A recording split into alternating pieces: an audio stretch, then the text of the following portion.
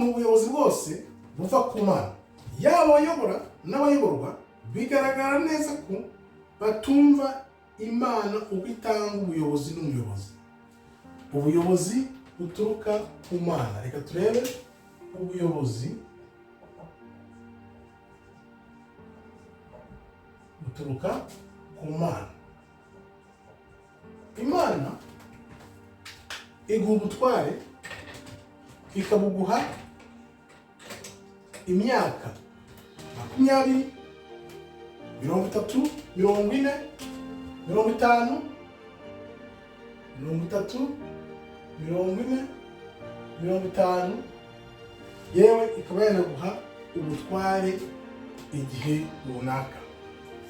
Ni ukuvuga ngo iyo Imana iguhaye ubuyobozi iba ishaka kugukoresha mu nyungu zayo.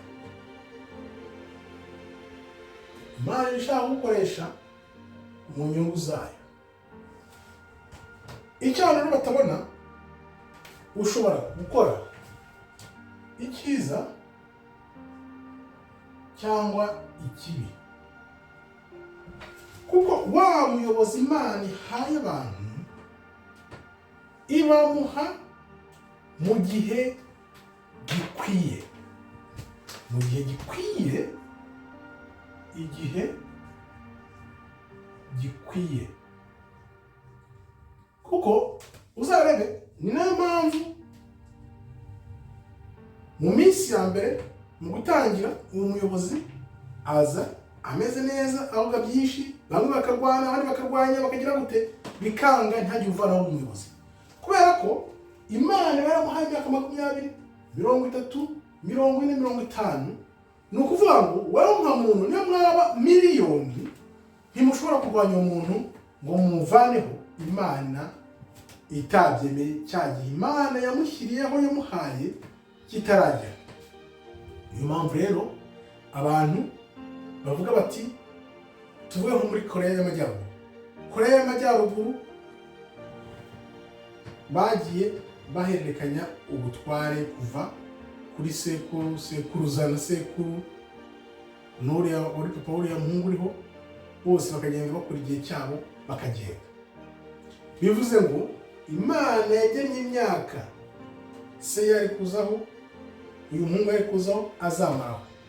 Ni ukuvuga ngo bo bamenye ubwenge, ahubwo barayoboka bose. Uzarebe iyo yinjiye ukuntu bakoma amashyi ahantu hose hagakangarana, bikaba ngombwa ko ababwira ngo bicare. Impamvu rero turi kuvuga ku buyobozi ni ukubera iki? Nuko Imana iyo iguhaye ubuyobozi n'ubutware, haba hari amahirwe yo gukora icyiza. Aya mahirwe umuyobozi ubwe Imana yahaye ubutware niwe uyakoresha neza, cyangwa se niwe uyica akagendera ku Imana ikazamukuraho ubutware. Nk'uko ugiye kubibona, abantu ntibasobanukirwe, bigasigara ku izina gusa. Imana ikwambuye ubutware rero, ukuntu bimenya, utangira kuvuga izina ry'Imana. Utangira kuvuga Imana.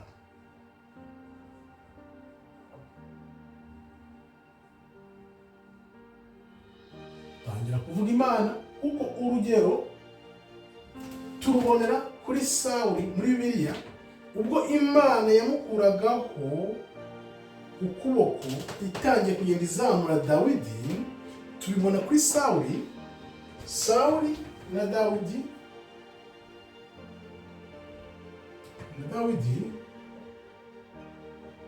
Niho tubonera ko Imana igenda ikwaka ubutware, ucika intege, nawe ubwawe urabyumva.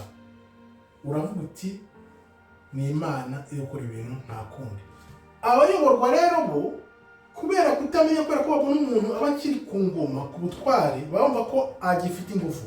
Ariko Imana ijya kukwambura ubutware hashize nk'imyaka 5, imyaka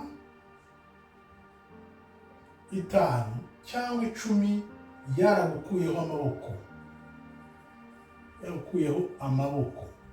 Niko byagendekeye Sawuli. Imana yamukuyeho ukuboko igushyira kuri Dawidi. Noneho abantu bakomeza bazi ngo ni Sawuli uyobora, kumbe Imana yaramaze kwimika Dawidi kera. Niyo mpamvu rero umuntu uzi ubwenge, nibyo nyavuga, ntushobora gukura Afurika mu rwobo irimo rw'iyozabwonko bayikoreye udafite ijambo ry'Imana utarizi. Ntushobora. Ntibishoboka niyo wagira ute, ntibishoboka. Niba uterana bibonye ibintu. Nasomye Bibiliya nk'inshuro izo 3 kubera ko icya mbere bakoreye abantu iyozabwonko, kubera ko ari abazungu bagiye bagusobanurira ibiri muri Bibiliya, babisobanura bakurikije iyozabwonko ryabo. Kumbi ntabwo ari bwo busobanura Imana yari yarahaye umuntu ngo yumve. Benshi ntibabyumva. Niyo mpamvu ubona abantu bamara imyaka n'imyaka 40, 50, 60, 70 nta n'umwe urafungura Bibiliya. Niyo mpamvu ubona abantu bamara imyaka 40, 50 bagisenga ibishushanyo. Itegeko ry'Imana rya kabiri rakubwira ngo kirazira ntuzigere na rimwe usenga ibishushanyo. Hari ukavuga ati ngewe niwo muhigo mfite wo gusenga ibishushanyo. Ni gute wasenga ibishushanyo Imana ibikubuza ukambwira ngo uzagira iyo migisha y'Imana? Urumva rero iryozabwonko bakoreye umuntu rituma wumva ibiri hariya kandi Imana yashaka ko wumva ibiri hano. Ibyo numva ko ari ibintu bikomeye rero kugira ngo ubyumve. Nibwo kwa kundi abantu bishyira mu byaha Imana yaramaze gukuraho umuntu ukuboko, bo bagakomeza barwana, yaba barwana bashaka kuvanaho umuntu, yaba barwana bashaka kumugumaho, bose bari kurwana n'iki? Bari kurwana n'amarangamutima yabo, kuko Imana yo yamaze gushyiraho akadomo igihe umuntu ubutware. Kuva bigitangira Imana ibizi igihe umuntu azamaraho nuko azabyitwaramo. Iyo ugeze mu nzira rero ukagira amahire ukabona abantu bakwereka Imana, bakakwereka ijambo ry'Imana, bakakubwira bati izi nzira zireke nimbi, ngwino uyoboke Imana, nibwo Imana ikureka. Imana irakongeza ikaba yakuvana mu bibazo wari ugiye guhura nabyo kuko wayitinye ukayumvira. Ariko ntuzatinya Imana ntuyumvire, Imana izagira ikirekure igihe kirangire maze yimika abandi bami bazaza, cyane cyane mu bihe bigiye kuzaza.